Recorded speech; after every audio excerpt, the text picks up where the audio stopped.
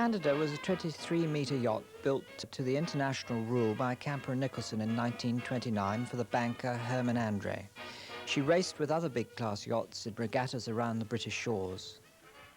This unique amateur film was taken during the 1930 season in the West Country by Sir Terence Shone, who was son-in-law to Herman Andre, husband to Sophie Andre, and a guest on Board Candida.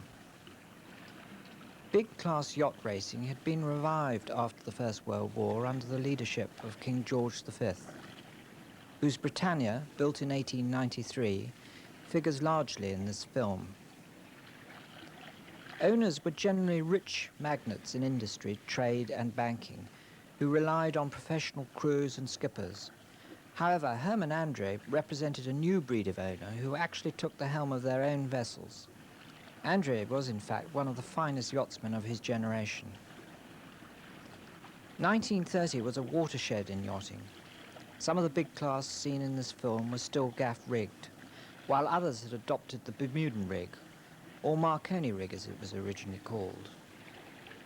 Also the same year, Sir Thomas Lipton's Shamrock 5 challenged for the America's Cup and was on her way across the Atlantic when this film was shot.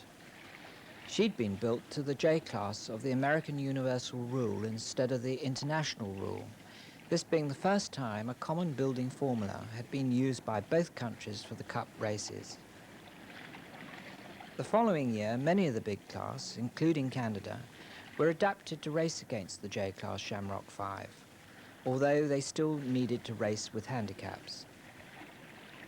Patrick Egan, who narrates this film, was a friend of the Andre family and a very fine yachtsman in his own right. It is an interesting thing that you will see in these pictures a regatta showing the Brixham trawlers. Fishing boats provided the crews for all the yachts. In fact, practically 90% of the professional paid hands came from Brixham, the East Coast, Brightlingsea, Wivenhoe, and the Cornish coast. Note the tan sails of the Brixham trawlers, 50 or 60 probably of these wonderful old fishermen. Not one of them left today. Here we are on board Candida.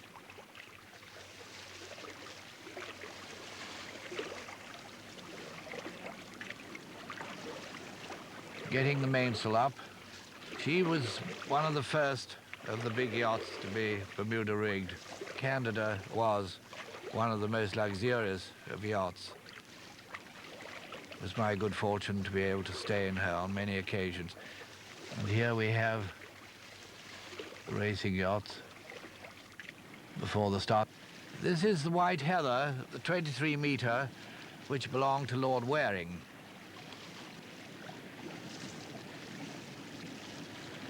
This is Lulworth, which was a huge, great hard-weather boat built after the war.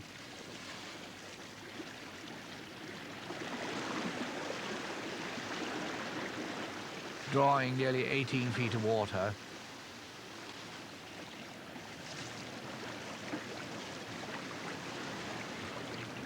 Hoisting the spinnaker. The weight of these sails was pretty stupendous.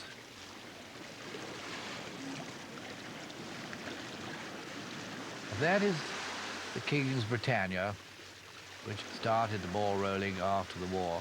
Gilby, who was the professional skipper in Candida, and they are following Britannia quite closely, having just rounded the mark. The whole conception of sailing in these big boats was so entirely different from sailing today, where there's no room for passengers. We always, in these big boats, had at least half a dozen people who knew nothing about yacht racing at all, but just went for the joy of the party, and it was a great honor to be invited on board. That is Herman Andre, as I've already mentioned, one of our great helmsmen, and father of Sophie Schoen, whose husband took these remarkable pictures.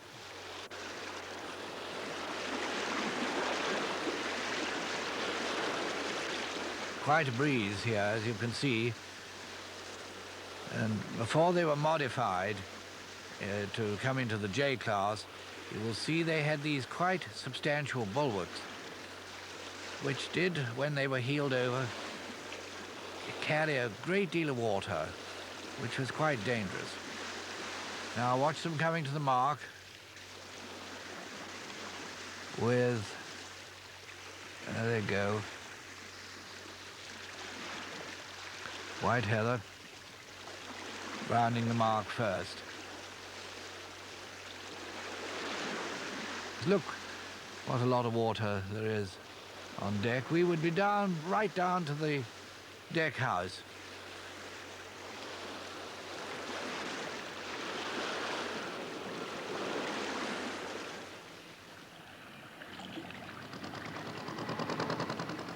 Astra, probably the first time we have seen her, built for Sir Mortimer Singer.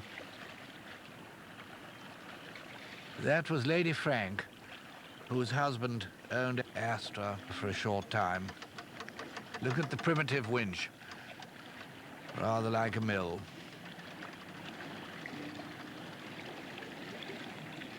There we are in Candida.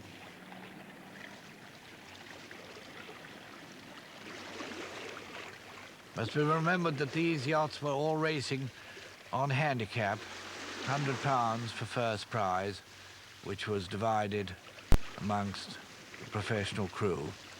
Herman Andre at the helm of Candida. Britannia passing Babbacombe.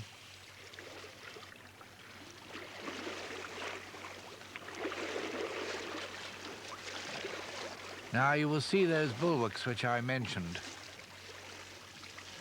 That was a close shave, wasn't it?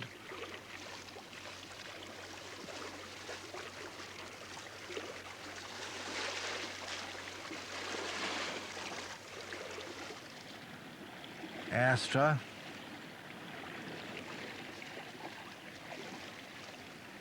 Plenty of activity getting in the main sheet, and now all lying up to windward.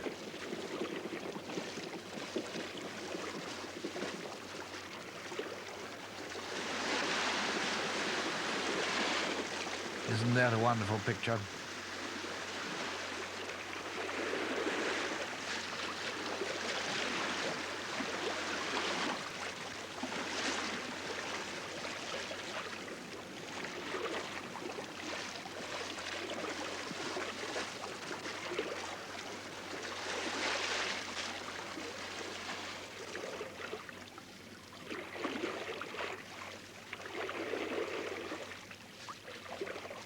Now here we have two 12 meters. There was a healthy class of about 10 of these sailing all round the coast. Here we are warping stern first into Torquay Harbour.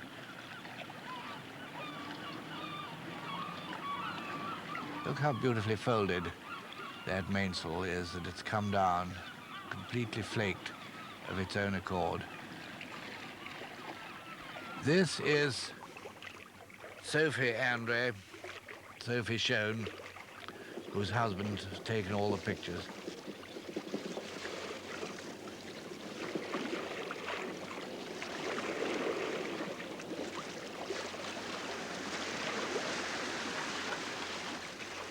Now, this is the first time we've seen the great Herreshoff schooner westward. 3 of these great schooners were built, a sister ship to the westward, and one which was considerably bigger, called the Magdalene.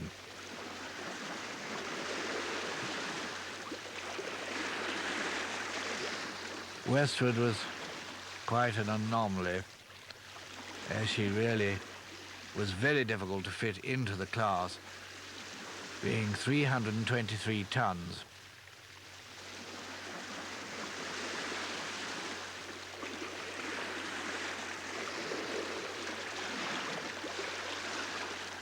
If they could get a long reach and it was blowing really hard. No yacht was a match for her. But of course she was so unwieldy, short-tacking. Britannia sailed by Sir Philip Hunlock, the first of the amateurs to sail a big yacht, followed by Herman Andre, and then all the owners took to it.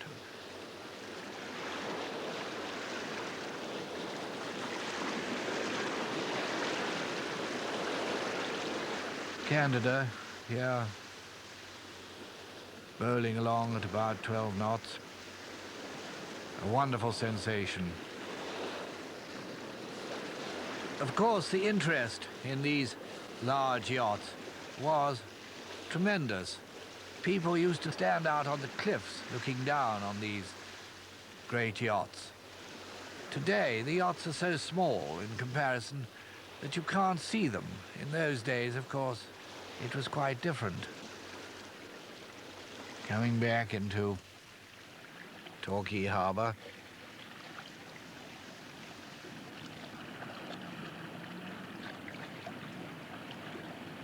We're still in Tor Bay, getting ready to get underway. The owner never took the helm until Candida was under sail. Flat calm. Britannia has come along. She has not set her huge jackyard topsail. I think you're going to see now. Yes, you can see it being hoisted up alongside the mainsail. It was quite a feat setting that.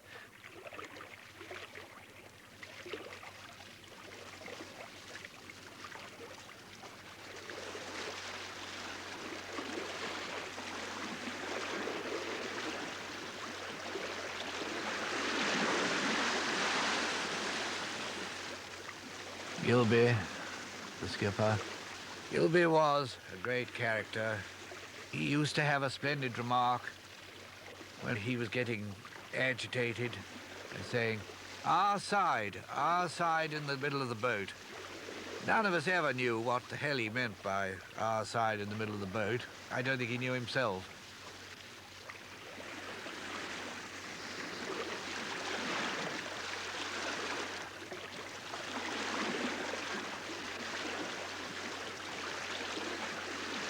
Andre and his skipper.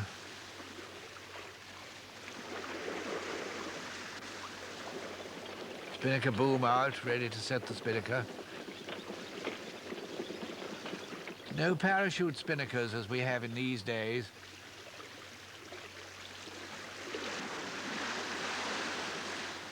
Look at this rounding the mark. It's a good picture.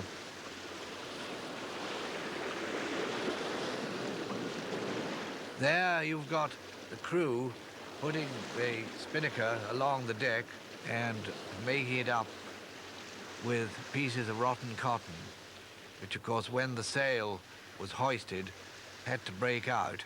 It's a little difficult to realize the tremendous activity that took place when these boats were rounding marks, and tremendous muddles one could get into, setting spinnakers, lowering jib topsails.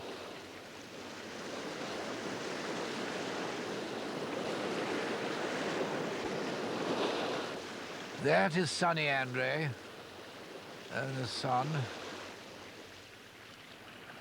That is the Cutty-Sark, Falmouth Harbour, which was owned by Captain Darman before she was handed over to the nation.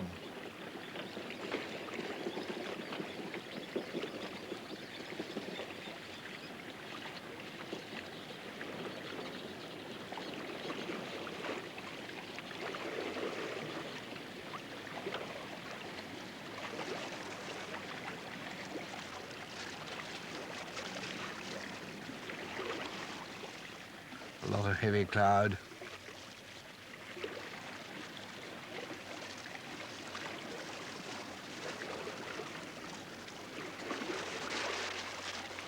Coming into Falmouth Harbour, wonderful sailing ground.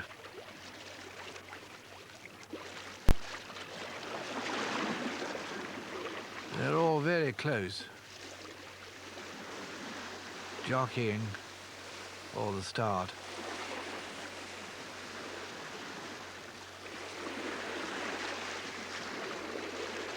A wonderful feeling of power steering one of these boats in a breeze.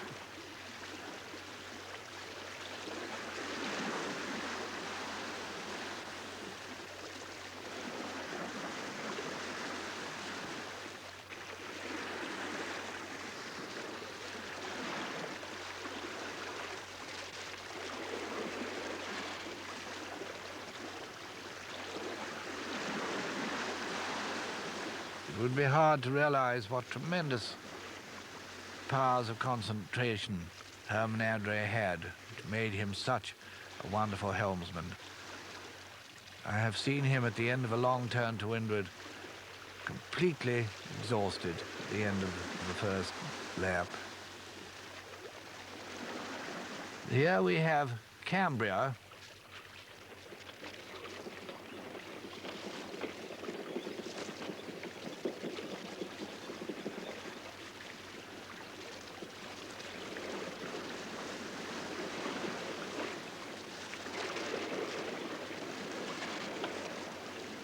They're going to jibe and so save the boom coming over too quickly.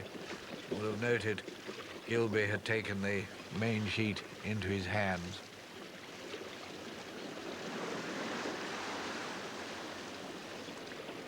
After a race, we'd all be very wet, just as one would be in a dinghy, and we went below, we had a bath, we changed for our evening meal, dined extremely well, and then there was always a post-mortem on the day's racing. Frequently, Herman Andre, who was a great connoisseur of wines, particularly German wines, and we would either celebrate a win or we would commiserate on our loss. The medicine was always the same.